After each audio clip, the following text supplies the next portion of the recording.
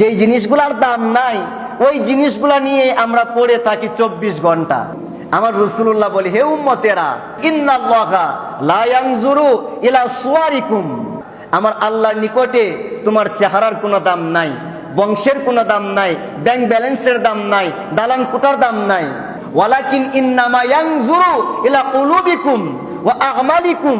দুইটা জিনিসের দাম আছে, একটা হচ্ছে তোমার কলব, তোমার অন্তর, আরেকটা হচ্ছে তোমার আমল, তোমার ব্যবহার, তোমার চরিত্র।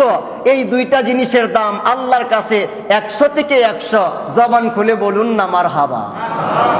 এবার দেখেন, দুইটা জিনিসের দাম আছে, একটা হচ্ছে আমাদের অন্তর, বলেন না আমাদের, জবান খুলে বলেন না আমাদের অন্তর।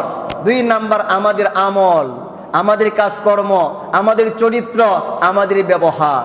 এই দুইটা জিনিস যদি আপনি ডেভেলপ করতে পারেন, আপনি উন্নত করতে পারেন, তাহলে দেখবেন আপনার দাম আমার আল্লাহ নিচ থেকে উপরে তুলে দিবে।